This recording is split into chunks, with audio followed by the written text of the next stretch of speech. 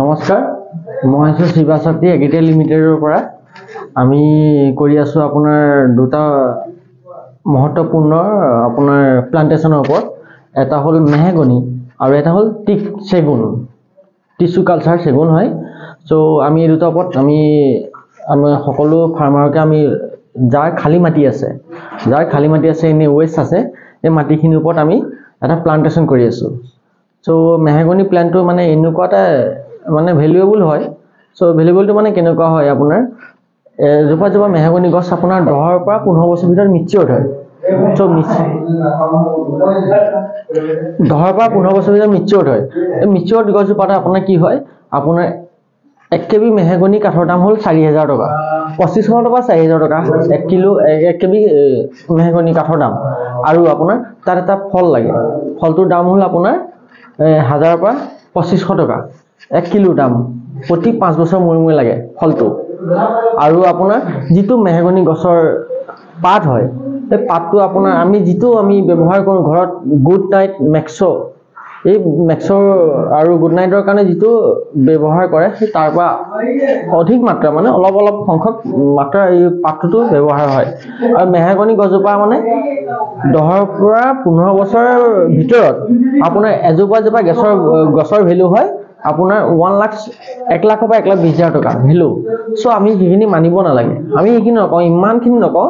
আপোনাৰ 50,000কে ধৰক, 50,000 টকাকে ধৰক।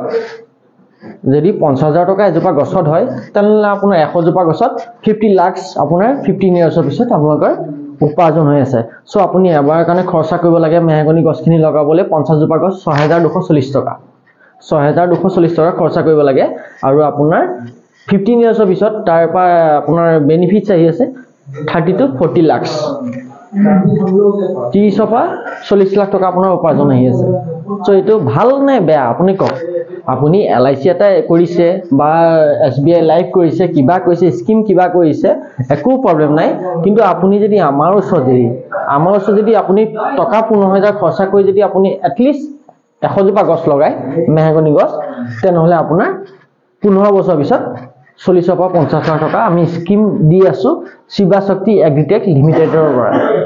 মই কাম কৰি আছোঁ ৰাইডিঙীয়া, বেবেজীয়া আৰু আপোনাৰ চকলাঘাট, এই গোটেই মাছ জাজৰি মিলি গোটেইখিনি এলেকাত মই কাম কৰি আছোঁ।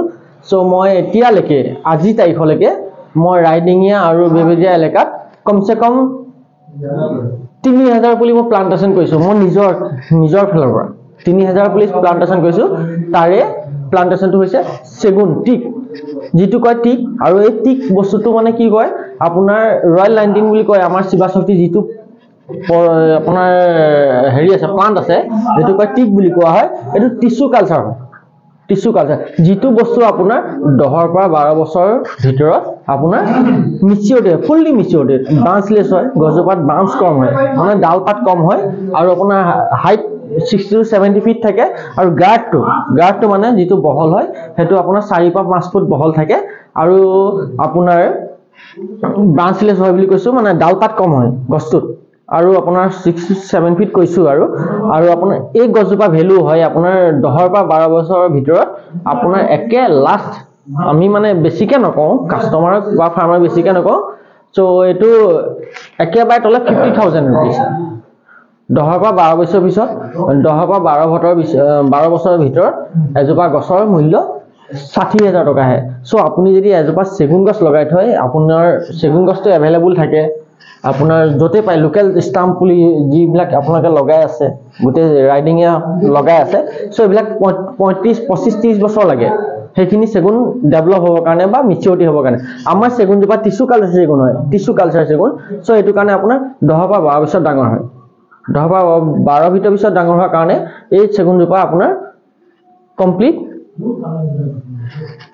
আপোনাৰ হেৰি হয়, আপোনাৰ কমাৰ্চিয়েল হৈ যায়। মানে 10 পৰা 12 বছৰ যেতিয়া এজোপা চেগুন পাব আপুনি 4 ফুটৰ পৰা 5 ফুট গোলাই চেগুনজোপা আপোনাৰ, যেতিয়া আপুনি 60,000 টকা পেমেণ্ট মানে মূল্য পাব, তেনেহ'লে 100 জোপা যদি আপুনি চেগুন লগাই থয়, তেনেহ'লে কিমান হ'ব? এজোপা গছত যদি 50,000 পায়, তেনেহ'লে 100 জোপা গছত 50 লাখ আমি কাষ্টমাৰক নকওঁ। কাষ্টমাৰে কৈ দিব পাৰে কিবা কাৰণত যে কি হৈছে, ইমান ওপৰত কৈছা কিবা কিবি। অ'কে, ডোন্ট মাইণ্ড আপোনাৰ 50 লাখ কৈছো মই বাদ দিলো 50 লাখ 20 লাখ পাব আপুনি আজি তাৰিখত আপোনাৰ চেগুনৰ কেবি হৈ আছে 2000 টকা 10 বছৰ পিছত চেগুনৰ কাঠৰ দাম বাঢ়িব নে কমিব নিশ্চয় বাঢ়িব সো তেতিয়ালে 4000 টকা হ'ব 4000 টকাকৈ যদি হয় 10 বছৰ পিছত এজোপা চেগুনৰ গছ যদি আপোনাৰ 60000 টকা হয় তেনে আপোনাৰ 50 জোপা চেগুনত 6-5-30 লাখ টকা আমি আপোনাৰ হেৰি দিব পাৰো মানে স্কিম দিব পাৰো আমাৰ এটো আমাৰ ওচৰত কেপাসিটি আছে আৰু শিৱাশক্তিৰ মই কাম কৰি আছো অলৰেডি ৰাইডিংয়া বেবেজিয়া আৰু আপোনাৰ সকলাঘাট গুটেখিনি আমি মাছ জাজৰি মিলি কি গুটেখিনি কাম কৰি আছো এতিয়ালৈকে মই 30000 চেগুন আৰু মেহগনি পুলি মই নিজে প্লান কৰিছো আৰু এটুকে কলো ৰাইজক আপোনালোকে গছপুলি লগাওক আৰু আপোনালোকে লাভৱান হওক ধন্যবাদ